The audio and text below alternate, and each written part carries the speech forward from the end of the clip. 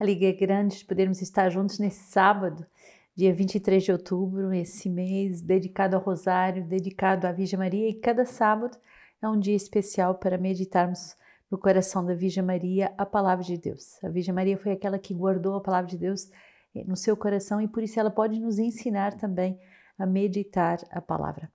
Teve um jovem que esses dias me escreveu dizendo que tem dificuldade de ser fiel na Léxio Divina. Isso não é de admirar, porque ser fiel na meditação da Palavra de Deus é progredir na vida espiritual. E por isso, todo o ataque que nós vivemos para sermos infiéis, para relativizarmos aquilo que há de mais essencial, que é a nossa união com Deus. Por isso, te convido a perseverar nesse coração a coração com Deus. É como num casamento, podemos rapidamente relativizar os momentos de intimidade, de conversa profunda, de partilha profunda e passarmos a coisas muito corriqueiras, muito mundanas, muito superficiais.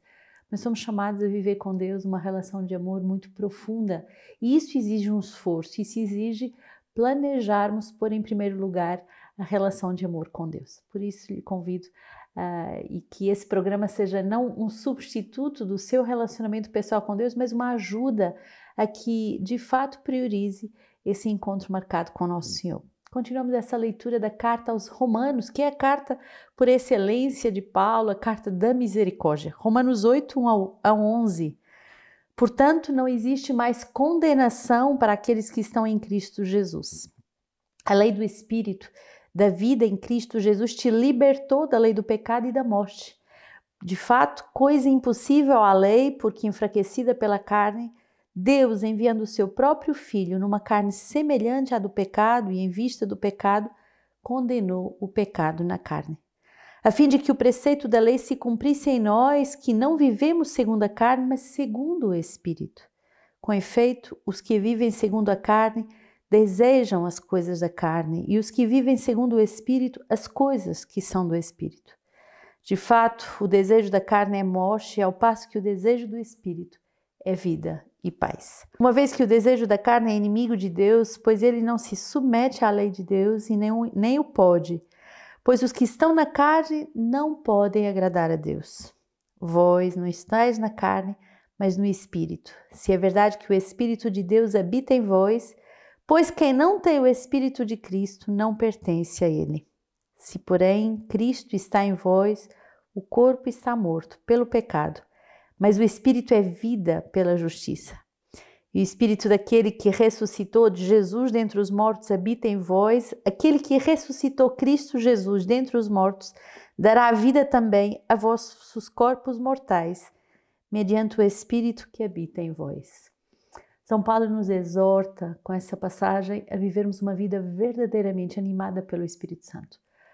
O pecado conduz à morte, mas o Espírito nos conduz a uma plenitude de vida, a vivermos uma vida verdadeiramente vivos e verdadeiramente cheios da vida de Deus. Por isso somos convidados a nos deixarmos conduzir pelo Espírito Santo e a não vivermos segundo a carne. Justamente esse jovem que me escrevia dizendo a dificuldade que ele tem de priorizar os exercícios espirituais, e um deles, Alexio, mostra que finalmente nos deixamos muitas vezes levar pela carne, hora que o Senhor quer nos ensinar a nos deixar conduzir pelo Espírito Santo. Veja todo o tempo que você perde com coisas tão fúteis e que se deixa conduzir justamente pelos desejos da carne, hora que o Senhor quer elevar a nossa vida a uma vida espiritual, uma vida de união com Ele. Então, peçamos esse Espírito, que Ele impere em nós, que Ele nos conduza e tudo o que nós devemos fazer ou dizer, que seja um momento de verdadeiramente nos deixarmos conduzir pelo Espírito.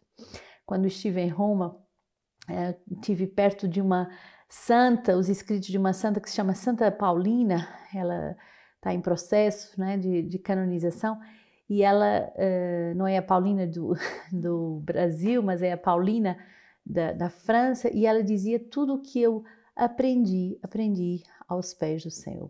É isso a santidade, é se deixar ensinar pelo Espírito Santo e se deixar conduzir pela graça do Espírito. Salmo 23, do Senhor é a terra e o que nela existe, o mundo e os seus habitantes. Ele próprio fundou-a sobre os mares e afirmou sobre os rios. Quem pode subir à montanha do Senhor? Quem pode ficar de pé no seu lugar santo? Quem tem mãos inocentes e coração puro e não se entrega à falsidade, ele obterá do Senhor a bênção e do seu Deus Salvador a justiça. Esta é a geração dos que o procuram, dos que buscam tua face, ó Deus de Jacó. Quem poderá subir à montanha do Senhor? Quem poderá ser aquele que vai nesse face a face com o Senhor, senão aquele que é sedento da união com Deus? O Senhor quer nos levar a esse cume dessa montanha que é a sua revelação, a revelação do seu coração, e nós devemos nos deixar atrair por Deus. E quando nos deixamos atrair por Deus, olha o que é prometido pela palavra: não nos deixaremos conduzir por aquilo que é falsidade. Vivemos num mundo onde as fake news vendem 6 vezes mais do que as notícias verdadeiras. Um mundo que anda à espera de fake news, um mundo que anda à espera de especulações, de coisas tão superficiais, é um mundo que não conhece esse monte santo onde Deus se revela.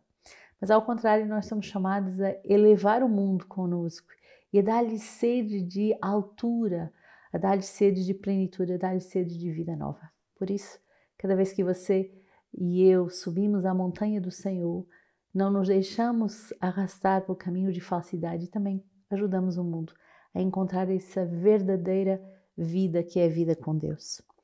Lucas 13, 1-9, nesse momento vieram algumas pessoas que lhe contaram o que acontecera com os galileus, cujo sangue Pilatos havia misturado com o das suas vítimas. Tomando a palavra, ele disse: acreditais que por terem sofrido tal sorte, esses galileus eram mais pecadores do que todos os outros galileus? Não, eu vos digo, todavia, se não vos arrependerdes, perecereis todos do mesmo modo. Os 18 que a torre de Siloé matou em sua queda, julgais que a sua culpa tinha sido maior do que todos os outros habitantes de Jerusalém? Não, eu vos digo, mas se não vos arrependerdes, perecereis todos de modo semelhante. Contou ainda esta parábola. Um homem tinha uma figueira plantada em sua vinha, veio a ela procurar frutos, mas não encontrou. Então disse ao vinheteiro: há 3 anos que venho buscar frutos nesta figueira e não encontro. Corta-a, porque há de tornar a terra infrutífera. Ele, porém, respondeu: Senhor, deixa-lhe ainda este ano para que eu a cave ao redor e coloque adubo. Talvez depois dê frutos. Caso contrário, tu a cortarás. Tão bonita essa parábola da figueira que mostra o tempo como uma grande arma de misericórdia de Deus na nossa vida.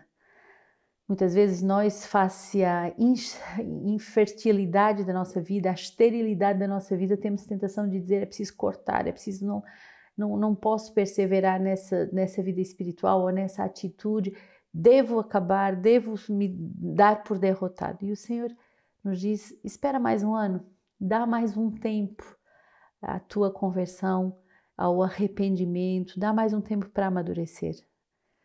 Na verdade, em Lucas 13 se fala justamente de todos aqueles que não têm pecados mais graves do que outros, mas que, se não se arrependerem, acabam por morrer com o peso dos seus pecados. O tempo é uma arma para o arrependimento. O tempo é uma arma para amadurecermos verdadeiramente naquilo que o Senhor nos chama a viver. E por isso somos chamados a ser como essa figueira que se dá mais um ano e depois também aprende a dar tempo aos outros que nos rodeiam para que eles se convertam.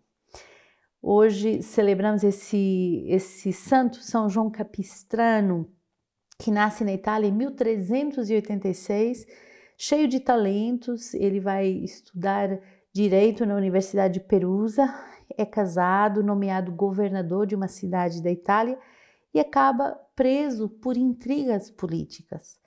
E diante do sistema do mundo, frágil, e depois da morte da sua esposa, ele decide entrar numa ordem religiosa.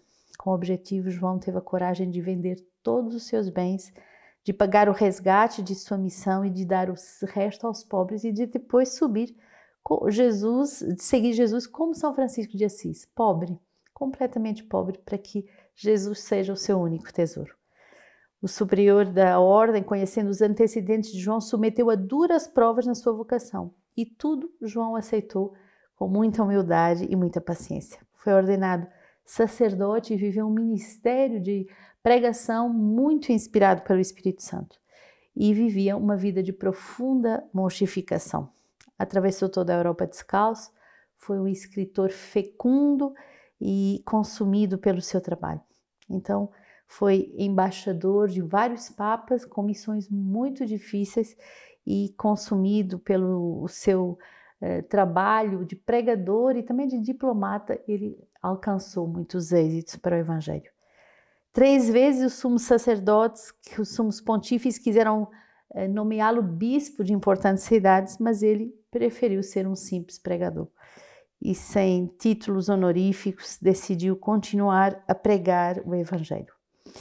Ele, com muita coragem e muito ousadia, anunciava também o Evangelho para o Império Romano e para os soldados. Morre aos 71 anos e vai ser canonizado pelo Papa Alexandre VIII no ano de 1690. Então, olha o percurso magnífico desse santo, né, jovem, casado, com tantos dons e tão promissor, mas que acaba deixando tudo para seguir o Evangelho, não querendo outro título, senão o título de pregador do Verbo. Como palavra patrística, temos hoje uma palavra de São Pedro Crisólogo, bispo do século V, que diz assim: somos renascidos em conformidade com nosso Senhor e somos verdadeiramente adotados em Deus como filhos, pois trazemos a plena semelhança à imagem perfeita de nosso Criador. Não quanto à majestade em que é único, mas na inocência, na simplicidade, na mansidão, na paciência, na humildade, na misericórdia, na concórdia e na condescendência. Ele se fez tudo isso por nós e nos deu a sua comunhão. Então sigamos Nosso Senhor com esse coração doce e humilde, com esse coração bom, para sermos apenas pregadores da sua palavra.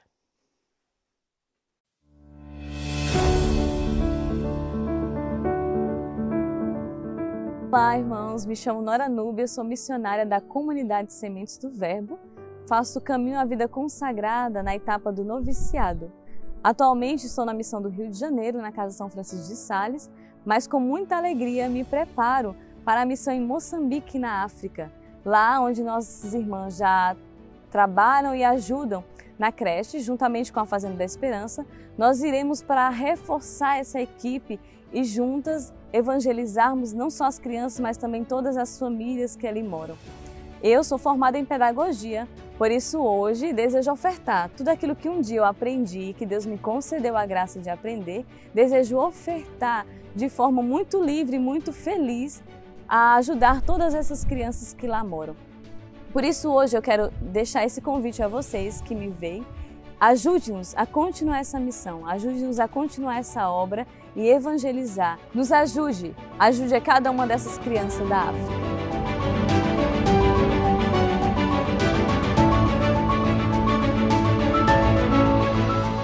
Que grande alegria poder vos anunciar o próximo compêndio Sementes do Verbo sobre o tema da responsabilidade. Ninguém tira a minha vida, eu a dou livremente. Está belíssimo, com textos muito profundos do nosso fundador. A equipe editorial está trabalhando a todo vapor e você já pode fazer a sua encomenda. Depois de termos meditado a liberdade, agora é o ano em que vamos meditar sobre a responsabilidade de dar a vida e de construir um mundo novo, com tudo que sou, tudo que tenho.